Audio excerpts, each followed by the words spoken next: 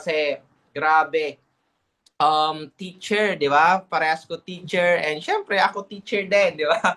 Teacher din yung ano natin, makakasama natin mamaya. So, parehas po yung profession namin. So, mas maganda, excited ka kasi ako sobrang excited ako na makausap siya. And syempre, makapag-share siya kung ano yung naging journey niya dito sa community at sa company po natin. So, dapat mas madagdagan pa, 'di ba? And syempre, dapat naka-open cam. Ayan. And syempre, nakikita ko dapat yung smile, di ba? Dapat pag naka-open cam ka, naka-smile ka dapat, di ba, Coach Eunice? Smile naman dyan, Coach Krisa, di ba?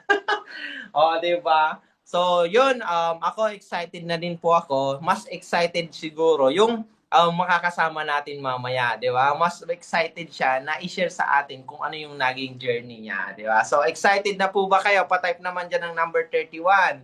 Ayan, kung excited na po kayo. Ayan, 31. Ayan, patuloy pang nadadagdagan ng ating participant. So, by the way guys, sa mga hindi pa po nakakakilala sa akin, I am Domingo Astillero Jr., former teacher, and I am your host for today, di ba? So, ngayon ang spotlight sa akin muna, di ba?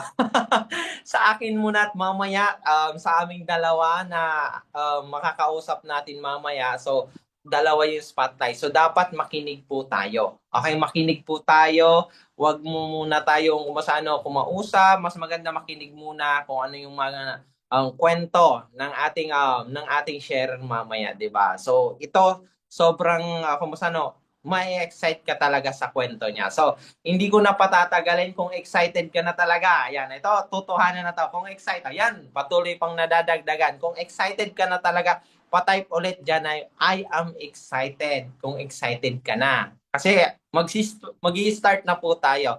Ayan, I am excited, di ba? O, di ba? Dapat lang maging excited ka and dapat naka-open cam ka. So, everyone, hi everyone. Today, makakasama natin, di ba? Ang isang successful digital business partner natin. Isipin nyo po, alamin natin ang kwento niya kung paano siya naging successful nang sinimulan niya po itong digital business at paano siya naging matagumpay po dito sa digital business. So, let's all welcome, hindi ko na patatagalin pa, let's all welcome Mentor Richie Malate. Ayan. Do this! Oh, mentor! Are you ready for a comeback? Are you ready to fly? Ayan, hello po, Mentor. Get ready to Mentor! ride. Good evening po. Ayan, Mentor, okay lang po ba, Mentor? Pakilala ka muna ng konting background ba? Ayan. Okay. Alright, so first, thank you, Digital Business Academy, sa pag-invite po sa akin. And hello sa lahat ng andito. Smile naman kayo dyan. Di ba? Sabi nga ng host natin. Di ba? Para magaan ang blessing, para maraming pumasok na blessings, dapat nakasmile tayo. Di ba? Happy tayo. So, yun, mentor, my name is Rechi Malate. So, taga Bicol po ako, taga Sorsogon. And isa po akong professional teacher. Almost 7 years po ako nag-work dyan sa Bicol. Yun po yung background natin. Bago ako na Wow. digital business. Galing pala. Teacher din pala daw. Sabi ko na sa inyo guys, teacher din yung kakausapin natin. So, ako na Parehas naman pala nahiya. Teacher din ako, mahihain ako. Joke lang. By the way, Mentor, etong Mentor, kwentuhan po muna tayo dito. And may mga special question po ako dito sa inyo. Pero hindi naman po pang Miss Universe. Kinakabahan ako dyan, mentor. Wag po kayong kabahan, Mentor. Ano lang naman po ito, Mentor. Kung mas question lang naman po ito. Alam kong kayang-kaya niyo po. Oo naman. Sige. Okay, Mentor, okay lang po ba mag-start na po tayo? Ayan. Sure po. Sige na, Mentor. Ito po, Mentor. Itong unang question ko po, Mentor. Pwede mo po bang i-share, Mentor, kung ano yung ginawa mo bago ka nakapasok sa digital business? So, ano ba yung ano natin? Before ko nakita ang digital business mentor, so yun nga, isa akong masipag na nagtatrabaho dyan sa Bicol. And actually, yes, professional teacher ako. First take, naging professional teacher. Pero hindi po ganun kaswerte din talaga sa work. Marami akong naging trabaho mentor.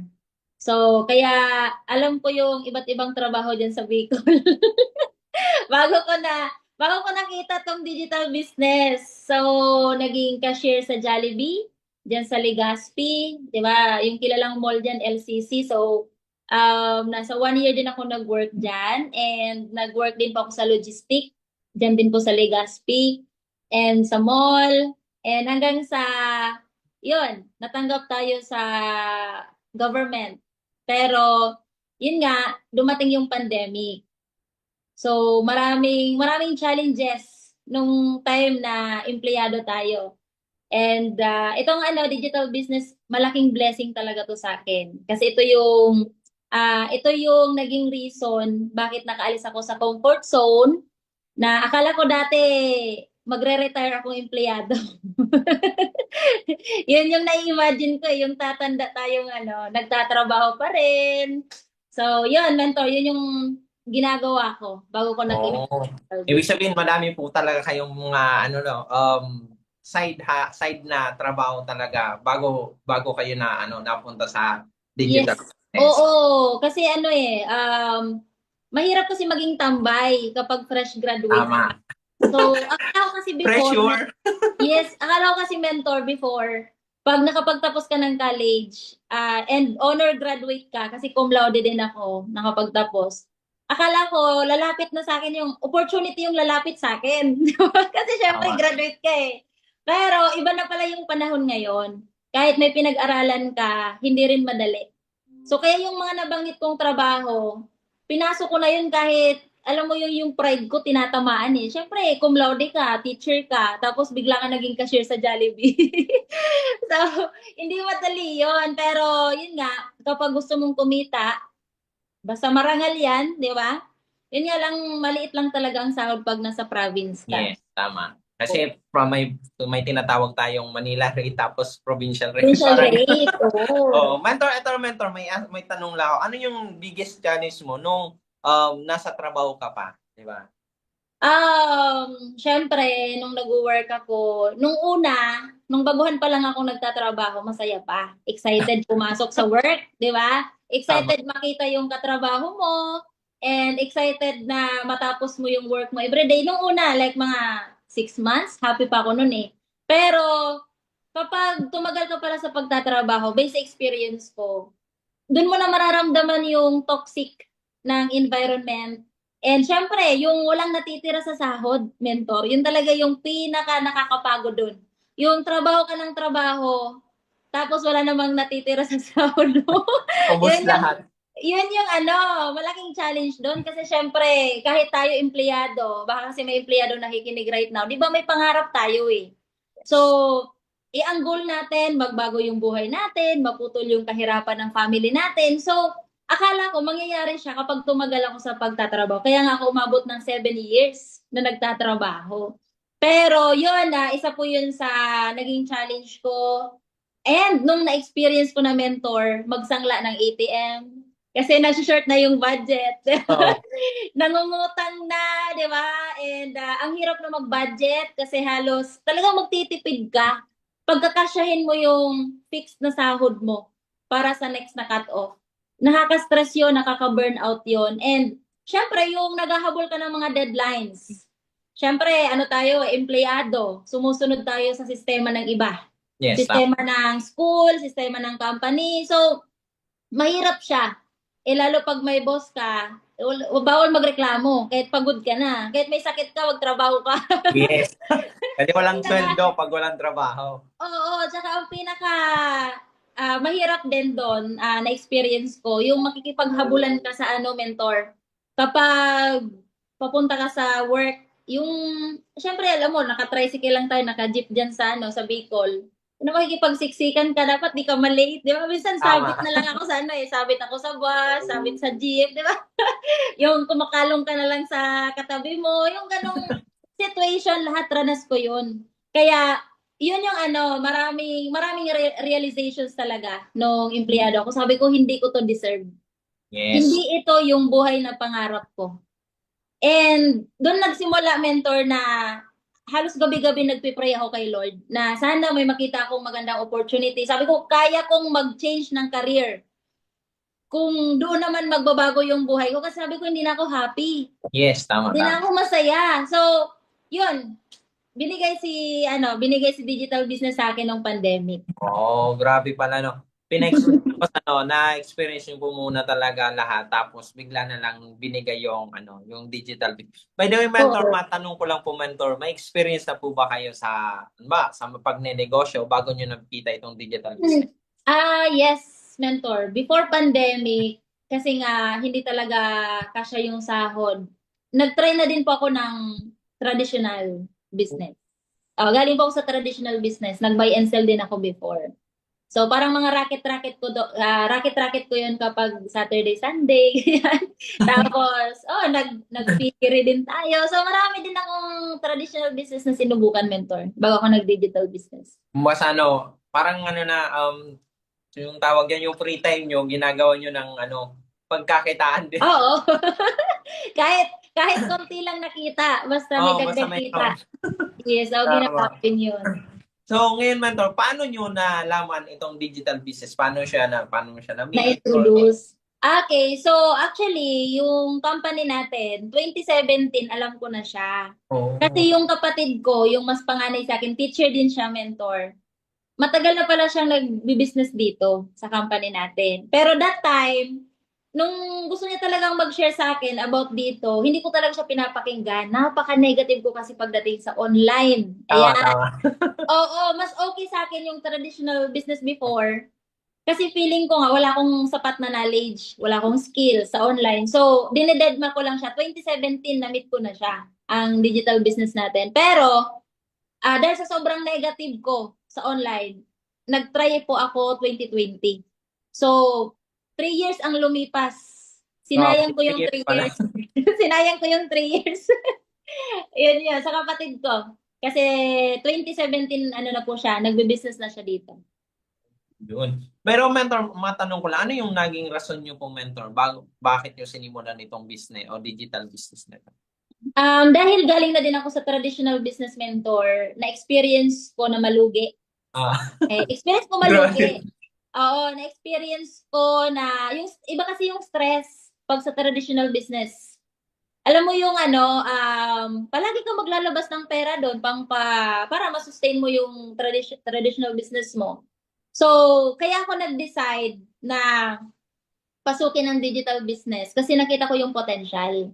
Like, malawak yung market kaysa naman sa traditional, limited lang talaga yung magiging clients mo. Di ba? Minsan, kakilala ko lang naman bumibili sa akin. tama, Oo. tama. So, mga taga doon lang, minsan uutangan ka pa o iba, dagdag pa sa stress mo. So, yun, experience ko yun.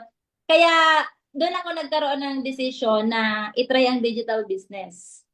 Kasi nakita ko yung magandang kitaan, malaking kitaan, and magandang future dito. Lalo sabi ko, iba na yung ngayon, iba na yung panahon natin. Kailangan nag-a-adapt tayo sa mga makabagong opportunity sa online. Pero mentor, matanong ko lang, may fear in doubt ka po ba nung una? At syempre, paano mo siya nalagpasan? Ay, oo. Sabi ko nga, maliban sa fear and doubt, number one na naging challenge sa akin, mentor, pride. Oh. Kasi teacher tayo eh. Alam mo Tama. naman ang mga teacher, di ba? Ay nako, ang pride ko, grabe, parang hindi malunok-lunok na pride. Kasi, maliban yung fear and doubt, normal kasi yon. Kasi ako na-feel ko naman siya nung nag-traditional business ako. Natakot ako, baka dito lumago, di ba? Baka di makabalik sa akin kinapital ko. Kaya, normal yung fear and doubt, mentor. Yung pinaka-challenge lang sa akin, yung pride talaga. Kasi nandun sa mindset ko na teacher ako, bakit ako magta-try sa online? Akala ko kasi dati, mentor, ang online para lang sa hindi nakapagtapos, para sa yung tambay sa bahay, yung ganun ba? Parang nung hindi ko pa siya naiintindihan, hindi pa bukas yung utak ko makinig pagdating sa digital business. Mababa lang yung tingin ko talaga sa digital business. So, kaya nung in-explain sa akin, saka pina-attend ako ng webinar. Katulad nito, may nag-share kasi that time na grade 3. Grade 3 lang ang tinapos niya, pero naging six-figure earner siya dito sa company natin. So doon ako, parang sabi ko, ay grabe, kaya nga nang hindi nakapagtapos ng elementary, grabe naman kung di ko kaya yung online business na yan. So, yung fear kasi mentor, kapag nag-start ka na, unti-unti nawawala yun. Tama. Kapag nag-start ka na. So, pero pag magsisimula ka pa lang, hindi talaga mawawala yung takot. Normal kasi yun dahil tao tayo, may emotion tayo. And yung doubt, normal din yun. Kasi, syempre, sa lahat ata ng entrepreneurs, lahat ng nag-business, kahit anong business pa, lahat naman yung pinagdaanan talaga. So, ako, ang ginawa ko lang, kasi risk taker naman ako, like, di naman sa akin bago mag-try. Eh, nakita ko nga na hindi naman masasayang yung kinapital ko dito kasi alam ko na ang daming naging successful na kahit hindi nga professional katulad natin, nakuha nila yung mga pangarap nila dahil sa digital business. So, sabi ko, ang naging challenge ko na lang sa sarili ko, kung kaya nila, kaya ko din yan. Yes, tama. Yun yung ano ko, yun na lang yung sinabi ko sa sarili ko nung time na yun. Oo. Mas pares tayo mentor kasi ako, napa-attend din ako. Pero hindi siya webinar, face-to-face. Ay, Oo, patapos na sige. that time pandemic, face-to-face naman siya. May napaano naman ako, achiever naman siya, pero hindi nakapagtapos. Sabi ko, grabe. Ah, Kaya doon din ako na-challenge, sabi ko, yun, kailangan talaga. Gumawa din ako ng oo. paraan. Di Pero ba mentor, matanong ko lang, mentor, paano mo ginawa ng paraan? Siyempre, business is business, negosyo is negosyo, yes. Oh. puhunan. Ano So, paraan na ginawa niyo po? naging problem ko po siya kasi dumating yung digital business sa akin is pandemic. So, di ba lahat naman tayo naging Wala. problem ng pera nung time na yon. Lahat tayo may pera man pero parang ayaw mo magbitaw ng pera, di ba? So, Yes. nung time na yon, problem ko talaga kapital. Naging problem ko din yan. So, ang ginawa ko nung time na yon, naging problem solver ako. Like, naghanap ako ng mga tao na pwedeng magpahiram sa akin. So, una, nilapitan ko kapatid ko yung panganay. Oo. Nabigyan Kapatid ako mo. pero hindi lahat kasi walang work yung kapatid ko, parang natatago niya lang na pera. Hiniram ko talaga 'yon. Pero hindi pa sapat, nag-loan po ako. Nag-loan po ako and alam mo naman siguro mentor yung mga microfinance diyan sa Bicol, di ba? Ah. Yung weekly, di ba? Huhulugan mo siya weekly. So yun, grinab ko po yun kasi sabi ko, ayoko nang palagpasin to kasi nga 3 years na yung sinayang ko bago ko to nasimulan. Kaya sabi ko, gagawin ko lahat ng makakaya ko para lang makapag-start ng digital business. Yun yung ginawa ko, ng nangutang, nag-loan, para lang mabuo yung pang-negosyo ko dito sa online. Wow. Grabe no, grabe talaga para talaga sa digital business. Kasi ako mentor, same tayo sa experience niya. Ako, nagbenta ako ng laptop, nangutang din ako. Wow. Sabi ko nga sa mga tita ko, pairamin niyo ako, tigo 1,000. Pero Ginawa ko hindi din na, pala wala. yun. Kailangan talagang gumawa ng paraan para makapagsimula sa ganitong negosyo. Pero worth Correct. it naman, di ba? Pag Worth it. Sobra po. Mentor, ask ko lang po, mentor, syempre, nung first week or month nyo po sa business, ano yung mga naging experience nyo po? Kasi before, nung pagkasali ko dito, part-time ko kasi siya ginagawa. So, ang naging challenge yung tanong ba? So, Aba. ang naging challenge ko noon is kung paano ko i-manage yung time. Kasi syempre busy tao tayo dyan sa Bicol, maraming sideline. So, yun yung naging challenge ko nung mga first month to fourth month. Kasi nung 5 buwan na ako dito sa digital business, nag-resign ako sa work. Tapos pumunta ako ng Maynila para i-full-time siya. Oh, kasi dito yung yung command center ng team. So, yung ang ginawa ko noon, minanage ko lang yung time ko. Kasi yun naman talaga ang problem pag empleyado ka tapos nag-business ka, 'di ba? Yung oras paano mo hahatiin 'yan. So, ang ginawa ko lang kapag gabi after work, doon ko lang siya wino-workout. Tapos pag break time, pag nasa jeep, doon ako nagte-training pag nasa jeep. Oh, nakikinig Kaya lang eh. May headset lang ako nun eh. So, kapag Saturday, Sunday, yan. Ginawan ko siya ng paraan para hindi, kumbaga, para tuloy-tuloy. Tuloy-tuloy yung pagkatuto ko sa online, para kumita ako kahit baguhan pa lang ako. So, gumawa ko ng diskarte ko din kung paano ko ma-manage parehas. Work and business. Grabe pala. Grabe pala talaga yung naging experience nyo po. Part-time nyo po muna pala talaga siya. Part-time. Opo, kasi syempre, pag may work ka, di naman basta-basta makakaalis ka. So, ginawa ko muna siya, pinagsabay ko siya. Oo, yun. So, ganito na lang po, mentor, para at least mas ano yung, kung ano yung naging journey niyo po dito sa ano natin, sa company at sa community. Okay lang po ba mag-share screen na po kayo para at least share Okay. yung naging journey at mga result niyo po dito? Sure po. Ah, Ay, hindi ata naka-ano. Hindi ata ay naka-host na ba? Mhm. Saglit po. Okay, ito na. Nakikita na po ba sa screen? Nakikita na po siya, yes mentor. po, mentor. Alright. Ayan. Sige. So, ayan po. Wait lang. Okay, okay, okay. So, yan. Yung sinabi ko po kanina, cum laude graduate po ako and teacher. So, pero hindi lang naman pagti-teach yung naging work experience ko, which is nabanggit ko rin kanina yung mga naging trabaho natin. And ito yung mga naging realization ko bakit umalis ako sa comfort zone. Siyempre, nakakapagod maging empleyado, wala kang time freedom, and kailangan mong gumising kahit hindi ka patapos matulog, di ba? Yung ganong experience. And parang ikaw yung naghahabol sa oras, limited yung income, walang ipon, kahit 7 taon na po ako nagtatrabaho, and still, mahirap pa rin talaga yung buhay ko. So, that's why, nag-join ako sa digital business. Ito po yung isa sa kaibigan ko na nahiraman ko din po ng pangsali. Yung friend ko na yan. So, tingnan nyo naman yung itsura natin dyan. Neneng-nene. Or parang nanay na nanay. Pero ano yan, single pa yan. Pero mukhang ano na, may 10 anak. So, yan. Itong nasa side naman, na may kasama akong 4, yan yung time na nag-resign po ako sa work at nag-full time po ako dito sa Maynila para seryosohin ang negosyo natin. And nagsimula lang yan sa malaking desisyon at matapang na desisyon.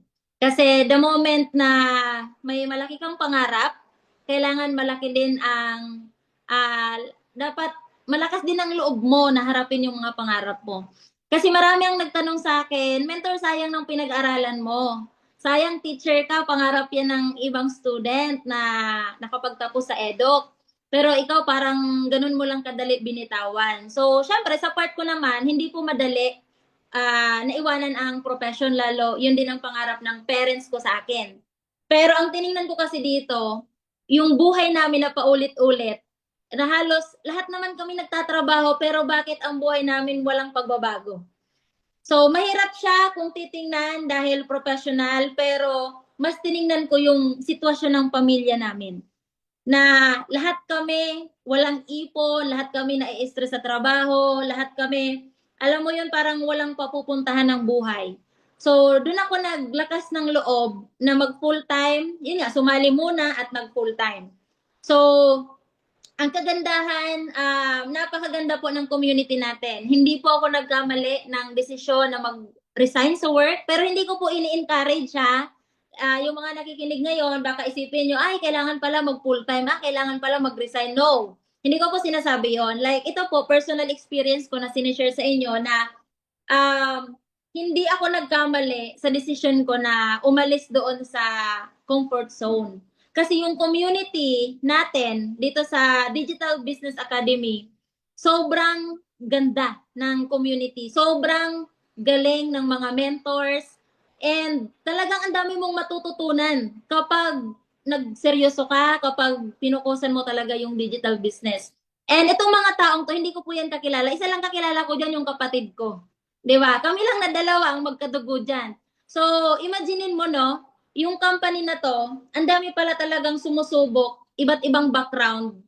Halos ang dami pong mga professional diyan, may abogado, may doktor, hindi lang mga teachers, and syempre mga ordinaryong Pilipino na nag-try din dito sa negosyo natin. Alam nyo ba, na sabi ko, ang laki pala ng impact kapag yung ano, yung mga kasama mo or yung mga kaibigan na sinasamahan mo is maganda din yung pwedeng ma-influence sa'yo. Kasi from yung mindset ko kasi empleyado dati. Kahit sabihin natin na may traditional business ako, yung utak ko, utak empleyado pa rin nung time na yun eh. So, ito yung mga tao na nagturo sa akin paano mag-shift yung mindset ko into entrepreneur. paano talaga yung galawang negosyante, paano yung ugali ng negosyante, paano ba mag-isip ang negosyante. So, lahat natutunan ko sa mga taong to. So, kumbaga, tayong lahat na nandito sa Zoom, ang Digital Business Academy, isa sa pinakamagandang community na pwede nating pagkatiwalaan. Kahit hindi natin kadugo, walang nananalaytay na dugo sa atin, pero nandun kasi yung purpose nila na mag-serve, magturo, di ba? Lalong-lalo na sa mga nagsisimula pa lang. And doon ako grateful kasi sabi ko buti na lang may community. Buti na lang may support system. Kasi kung kami lang na magkapatid, feeling ko mahihirapan kami. Kung kaming dalawa lang palagi ang magkausap, kaming dalawa lang ang nagtitraining.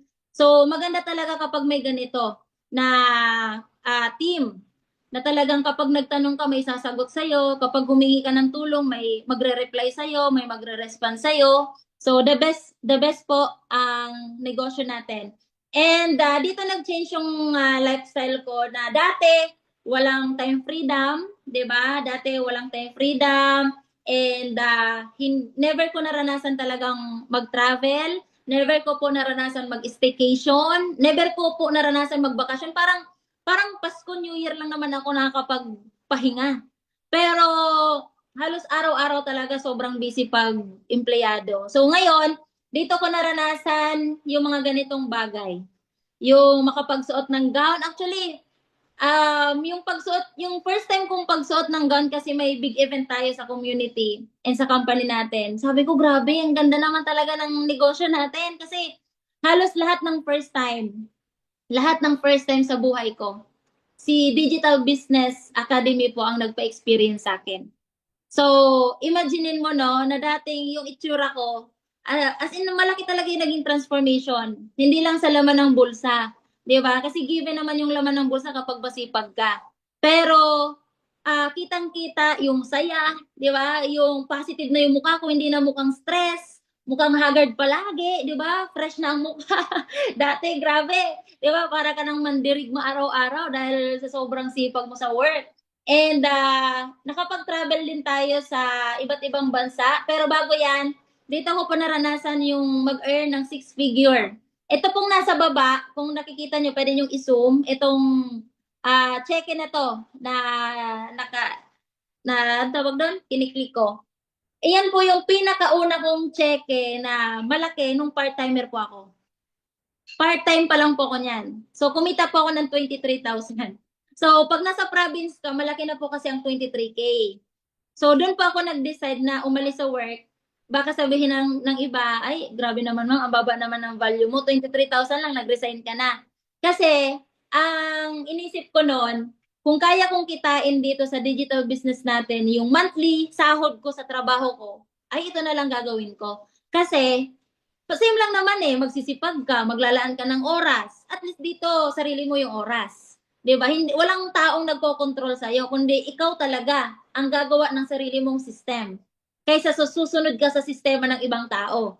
So, doon ko siya mas na-appreciate na sabi ko, grabe no, akala ko dati ang online parang loko-lokohan lang, di ba? Kasi gano'n naman talagang pumapasok sa isip natin kapag narinig natin ng online business. Ay, baka scam lang yan, baka loko-lokohan lang yan. Pero ako po mismo, nung na-experience ko yan, tuwang-tuwa po ako. Pero nagsimula po ako sa income na 5K, 6K, 10,000 hanggang sa umabot po siya ng 23,000 isang buwan.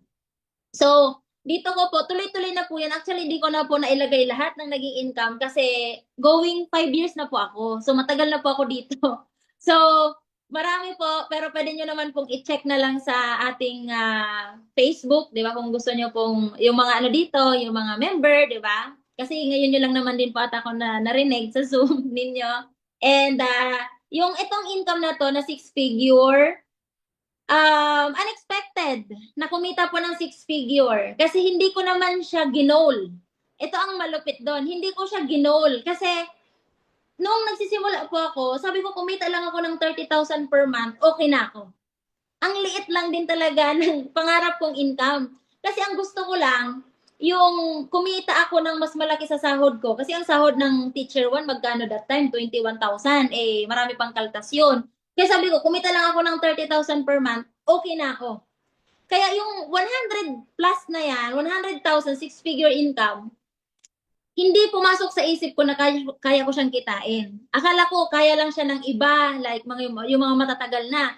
Kasi ito pong income na to, kinita ko po ito nasa 6 months. 6 months pa lang po ako na full-time. So, sunod-sunod po yan 6-figure hanggang sa nahit ko po yung first million income. So, ayan, siguro pakita ko to.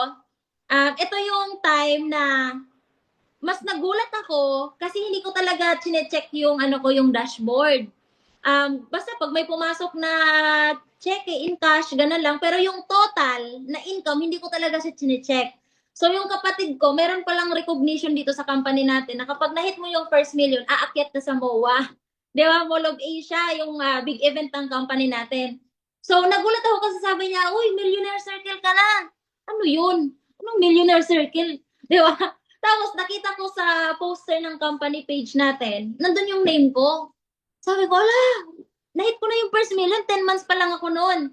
And 10 months pa lang po ako noon, 2021, October. So, January ako nag-full time, October nahit ko yung first million. So, um, tawag agad ako sa mama ko, Mama, milyonarya na ako. Mama, ate ko, tinawagan ko yung inutangan kong ate, tinawagan ko siya para maging proud sila sa akin. Pero yun, iyak ako ng iyak nun. Actually, nag-Zoom kami nun eh. Nung pag-hit ko ng first million, nagkaroon din kami ng ganito. Nagkaroon din tayo ng ganitong webinar. Grabe talaga yung iyak ko sa webinar. Para kong OA. Kasi syempre, sino ba naman si Rechi Malate? Diyos ko, pinangutang ko pa yung kinapital ko. Tapos bigla kang mag-earn ng milyon, di ba? Tapos taga saan lang ba ako? Taga province lang naman ako. So, kaya yung mama ko proud na proud sa akin. Dati negative po yung magulang ko. Pero nung binalita ko yun sa kanila, ma, nahit ko na yung first million income. Sabi niya, ma, buti na lang, nag-full time ka. Yung biglang nagbago yung yung sinasabi ni mother. And yung papa ko, ganun din. Kasi galit na galit talaga sila sa akin nung nag-resign ako. Kasi syempre, ako po yung nag-iisang professional teacher sa family namin. And yun yung dream nila para sa akin. Tapos nabalitaan nila, nag-digital business ako. So, nasaktan talaga sila. Kaya, hindi ko sila binigo. Hindi ko sila binigo. Araw-araw talaga, talagang nagsipag ako. Grabe yung effort. Kasi gusto ko maging proud sila sa akin. And sabihin nila na anak ko yan. Na dating chinichismis ako nung mama ko sa mga kumari niya na, si Rechi, nag-online, nagpapaloko sa online. Ganun ang mga chismis ni mother sa mga kumari. Pero, nung binalita ko sa kanya yung magandang result na dahil sa digital business, ang tanging narinig ko lang sa mama ko, anak ko yan. Yung papa ko na sobrang negative, sabi, anak ko yan. Binibida na ako sa mga barkada niya, sa mga kaibigan niya. So, naranasan ko din dito magkaroon ng award. Ilang beses din po tayong na-recognize. So, ang kagandahan dito, hindi ka lang kikita ng malaki kapag tumaas yung rank mo, kundi aakyat ka pa sa MOA Arena, di ba? Papalakpakan ka ng more than 20,000 na tao. I-recognize ka, kahit di mo naman kilala yung mga tao na yun. Pero alam mo yun, grabe, proud na proud sila. So, ilang beses ko na-experience yan. And naging top 500 ng buong company natin. And maliban dyan, travel. So, na-experience ko po yung mga local travel. Hindi ko na po nailagay lahat. Ito pong travel na to, dati hindi pa ako mahilig sa travel. Makapagpahinga lang sa bahay, okay na ako dati. Hindi kasi ako gala talaga. Pero, iba pala yung magiging mindset mo and yung appreciation mo sa buhay kapag kumikita ka ng maganda. Iba, kaya pala dati ayokong gumala kasi wala lang akong pera. Yun lang pala yun. Akala ko ayoko gumala kasi ayoko mapagod. Yun pala, wala lang kasi akong pera kaya ayoko mag-travel. So, ngayon, nakapag-travel po tayo sa Vietnam. So, nasa 4 days kami doon and South Korea 6 days. Nag-Vietnam po kami last June lang ngayong year. So, sobrang happy kasi kung hindi dahil dito sa digital business, hindi ako makasakay ng eroplano. Di ba? Siyempre, taga-province tayo. Wala namang eroplano dyan sa Bicol na, lang, puro jeep, tricycle. Ganyan lang naman yung sinasakyan ko dati. So, doon, grateful ako. Pero, siyempre, nakakuha tayo ng passport. Diyos ko, akala ko ang passport pang OFW. Di ba? Ang passport pala, pwede pala yan na pag gusto mo lang mag-travel sa ibang bansa. So, grateful po ako doon. And local travels, actually ngayon po may parating kami na travel by November sa Shanghai, China po kami. And ngayong October, 4 days kami sa Bohol. Ngayong, pero ano po yun, incentive po yun ng company natin. So, ganun kaganda yung binalik sa akin ng digital business. Na nagsimula po akong ma-pride, may takot, may duda. Pero kapag nasa tamang company ka, kapag mga tamang tao, di ba? At saka yung mga grupo mo or team mo is ang goal sa'yo is kumita at gumanda buhay mo, hindi ka talaga magiging luhaan sa digital business. Kasi ako, na-appreciate ko lang lahat eh. Na-appreciate ko mentor ko, na-appreciate ko yung coach nagtuturo sa akin. Kahit di ko kapatid, talagang ginaguide ako, tinuturuan ako, lahat ng tanong ko sinasagot. Na-appreciate ko silang lahat. Kasi hindi ako nagka-result ng ganito dahil sa sarili ko lang. Sobrang laki po ng ambag ng community, sobrang laki ng ambag syempre ng company, and yung system ng community, sobrang laki ng ambag niyan sa result ko. Kaya na-appreciate ko lang lahat. Kumbaga, ang ginawa ko lang dito, naging masipag lang ako everyday. Walang excuses, 'di ba? Talagang walang araw, wala akong palya. Until now, 'di ba? Until now walang palya, everyday talaga siniseryoso ko yung business. Kaya yung result ko din until now tuloy-tuloy. Na sobrang ganda po ng nagiging result ng negosyo ko. So, yun, and ano pa ba yung may nakalimutan ba ako dito? Wala naman siguro. And ito yung pinaka nagustuhan ko dito sa Digital Business Academy. Kasi hindi lang tayo basta kikita ng pera. Kasi di ba pag negosyante ka, lalo pag traditional business, ang goal mo lang naman, kumita ka, lumaki pera mo, lumago pera mo. Ganun lang naman ang gusto ng mga business owner, di ba? Lumago yung pera na nilagay mo sa business mo. Pero dito, ang pinaka nagustuhan ko sa digital business, yung mission na makatulong sa maraming ordinaryong tao na magbago din ang buhay nila. So doon ako mas na-touch. Sabi ko, ay grabe, gusto ko maging hero. Alam mo yon, yung pakiramdam na gusto mo tulungan lahat ng mahihirap. Ganong pakiramdam. Pero ibang level kasi dito sa atin. Dahil every time na sinishare natin yung digital business sa kapwa natin, kahit ano man ang background ng makikilala natin sa online, pwede natin i-share yung negosyo natin. Dahil wala namang pinipili eh, yung negosyo natin. Imaginein mo, iba't ibang background yung nandito sa webinar. So, dito ko na-feel yung puso, yung totoong puso na may-ari ng company natin. Na hindi lang mayayaman ang kinikater nila. Kahit mga ordinaryong tao kinikater nila, tutulungan nila. So, sabi ko, gusto ko na maging part ng mission. Gusto ko na marami din akong matulungan. Kung paano ako natulungan, paano nagbago ang buhay ko dito, gusto ko na ganun din ang gawin ko sa maraming ordinaryong tao na namimit ko sa online. So, dito ko mas nilove po yung business. Hindi lang about money. Kasi ang pera, actually, kahit maging empleyado ka, magkakapera ka. Yun nga lang, ganun lang din ang buhay mo. Parang paulit-ulit lang siya. Pero dito po, magkakapera ka na, magiging successful ka, lahat ng first time mo, dito mo ma-experience, lahat ng pangarap mo, dito mo makukuha, and at the same time, yung makapagpabago ka ng buhay ng ibang tao na hindi mo naman kadugo, yun ang pinakamasarap sa feeling na kahit, alam mo, walang bayad. Walang bayad yun sa'yo, pero yung may magpapasalamat sa'yo na, thank you mentor dahil sa'yo, nakapag-travel ako, thank you mentor dahil sa'yo, kumita ko ng 6 figure, thank you mentor dahil sa'yo, nakapagpadala ko ng ganitong pera sa parents ko. Ang sarap sa feeling. Kasi ikaw lang yung naging bridge para makilala nila yung digital business natin. So, yun ang pinaka nagustuhan ko sa business. And, yun lang. Ito, ano na lang to, mentor.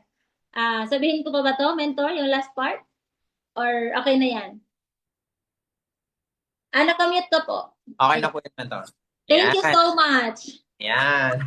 Dami ko na Siyempre may question pa rin ako. May question ka pa rin ba? Sige lang.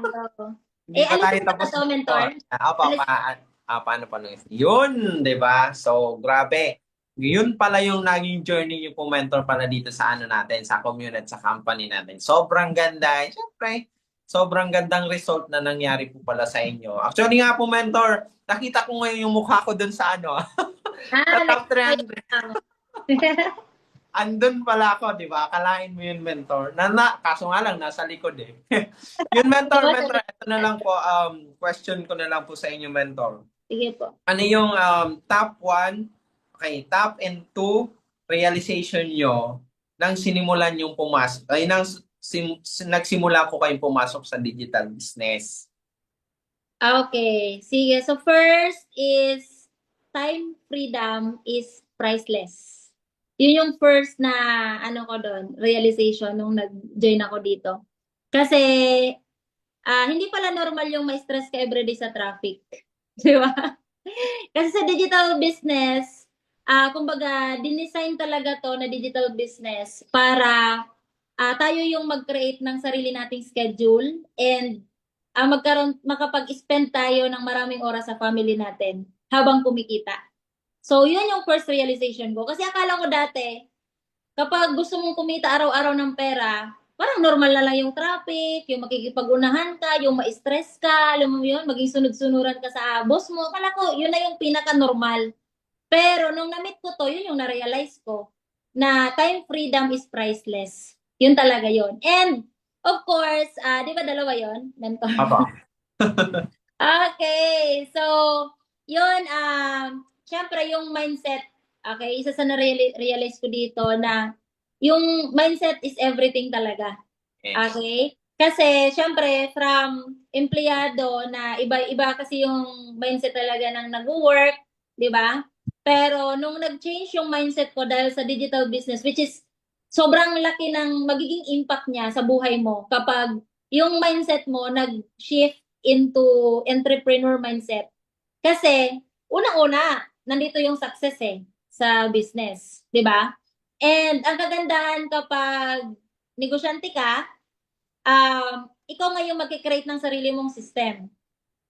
Kasi pag empleyado, susunod ka sa instructions or system ng ibang tao. Kaya nga sila lang din ang yumayaman kasi sistema nila yon, instruction nila yon, ikaw tagasunod lang, kaya hanggang doon ka lang, sila talaga yung mas umaangat. So dito sa atin, sa digital business, tayo ang magkikreate ng sarili nating system. So mas maganda yan kasi syempre doon ka mas mag-grow, mas tatalino sa lahat ng bagay, di ba? Mas magma-mature, and ang dami mong madidiscover sa sarili mo, mas mailalabas mo yung potential mo kapag nasa business ka. Yes. Yun yung dalawang realization ko, mentor. Yes, yun. Grabe talaga. Ibig sabihin lang yun talaga. Nasa digital business talaga yung kung ano yung mga kailangan natin, di ba? Na ilalabas yung fullest potential natin pag nasa digital. Yes. By the way, mentor, ito na lang po. May ano pa po ako. Ano yung magiging advice niyo po, mentor, sa mga gustong magsimula ng business pero nagdadalawang isip, di ba? Ano yung pwede niyong i-advise sa kanila, mentor?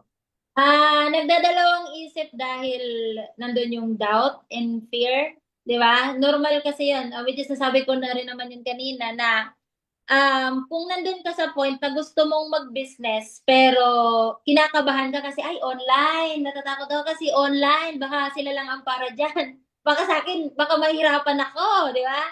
So, ako ang advice ko lang, normal po yun kasi pare-parehas tayo tao, lahat ng naging successful na negosyante, lahat po dumaan talaga dyan. Wala pong nakaligtas dyan sa doubt and fear na yan. So, ang fear, sabi ko nga kanina, mag-fade po siya kapag nag-start ka na. Pero kapag magsisimula ka pa lang, hindi mo talaga yan maalis sa pakiramdam mo. 'Di ba? Yes. Ang kailangan mo lang is talagang lakasan mo yung loob mo kasi bihira lang tayo makamit ng tao na hindi natin kadugo pero concern sa pangarap natin. Di ba? Kasi imaginein mo ako, swerte ako kasi kapatid ko, di ba? Pero alam mo, yung katulad ng karamihan dito na successful sa business natin, halos ang mga mentor nila, yung mga naging reason bakit sila nakapasok sa digital business, hindi naman nila kadugo. Mga nakilala lang sa TikTok, sa Facebook, imaginein mo, no? Pero yun ang naging angel nila para mag-succeed din sila sa life. So, yun ang pinaka maganda na dapat isipin natin. Tanggalin na natin yung takot and duda kasi normal naman siya. Di naman siya mawawala. Lahat naman ata ng first time nakakatakot at nandun talaga yung kaba. Yes. Mag-aral ka, pag first time mo sa school, like, pagtungtong mo ng first year college, nakakakaba talaga. Ano kaya ituturo? Kaya ko ba? Baka piling ko, para lang to sa mga matatalino. Di ba? Ganun talaga eh. Sa trabaho, ganun din kasi di mo alam kung anong pasikot-sikot sa work. So, normal yon na nandun yung kaba natin. Kaya, mas maganda, lakasan natin ang loob, lalo kung nangangarap naman tayo na magbago yung buhay natin. Gusto natin ng time freedom, financial freedom, gusto natin makaalis sa comfort zone. Wala namang ibang aalis sa'yo dyan. Ikaw talagang kailangan mag-decide. Yes. Hindi naman pwede na si Lord, bagsakan ka na lang ng pera. Di ba? Oy Lord, gusto ko maging milyonaryo, bigyan mo ako ng milyon. Alam mo ba, ang ibibigay ni Lord sa'yo opportunity, hindi milyon. Di ba? Opportunity muna. Tapos itetest ka ni Lord kung talagang deserve mo ng milyon.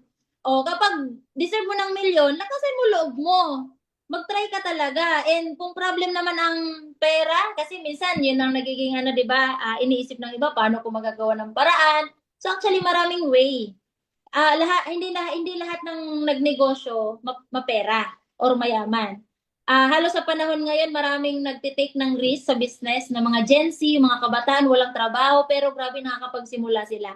Dahil gusto nilang pasukin ng pagbibusiness. Kasi nakita nila yung potential ng income dito sa online, nakita nila na sobrang lawak ng market, worldwide yung market. So, tingnan mo yung positive side. Huwag yung nararamdaman mo na masyado kang emotional at nagdadrama sa buhay. Di ba? Ang tingnan mo, ano kaya ang magiging future ko, yung buhay nila, kapag sinubukan ko to, magiging buhay ko din yan. Di ba? Maging positive ka na lang instead na lamunin ka ng negative thoughts na pumapasok sa isip mo. Kasi maraming pangarap ang namatay dahil hindi sila sumubok.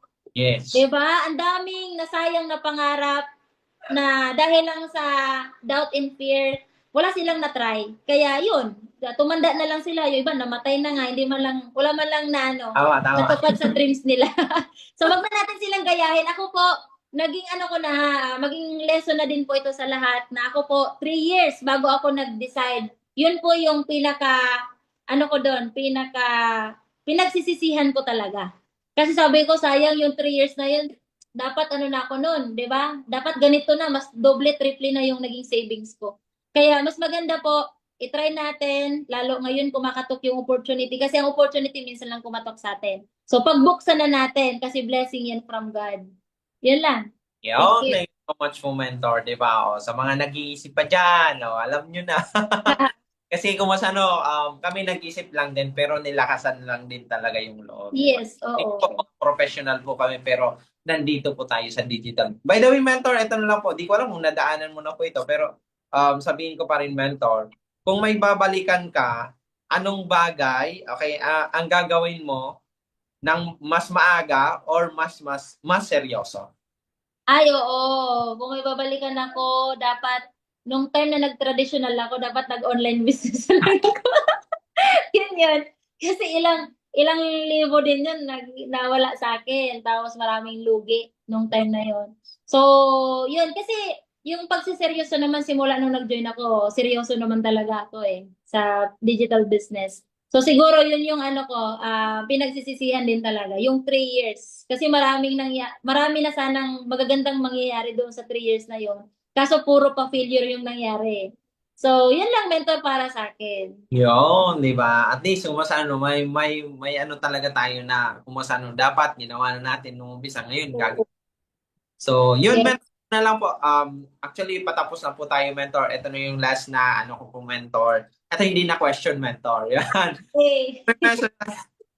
Thank you so much po pala, mentor, sa time and effort na binigay at sa pag-inspire niyo po sa amin. Mentor, ito na lang po, last na, ano yung pong magiging message niyo po sa mga viewers at nangangarap din na gustong gawin itong digital business? Okay, so yun ang pinaka-message ko, gustuhin mo lang. Ganun lang. Kasi ko talaga siya, tagline ko talaga gustuhin mo lang. Kasi siya, lahat magsisimula kapag willing tayo. Yes. 'Di ba? So, lahat, member man or hindi, kailangan everyday gustuhin mo lang yung digital business kasi andito yung malaking blessing talaga sa online. Sobrang gaan niya gawin, sobrang dali niya gawin, and imaginein mo, 'di ba, ang daming nag-guide na tao sa atin dito sa community. So, ang kailangan lang everyday mag-decide ka na araw-arawin mo gawin. And sa mga hindi pa member, gustuhin mo lang kung paano namin ginusto na mag-business sa online. Gayahin mo lang kung paano namin ginusto to. Yes. Kasi pare-pares naman tayo. Ako, first time ko lang naman din sa online. Pero dahil tiningnan ko nga yung potential, and doon, ginusto ko kahit walang pera, gumawa ng paraan, ginusto ko. So, nung sumali, sineryoso ko, ginusto ko everyday, nagsipag.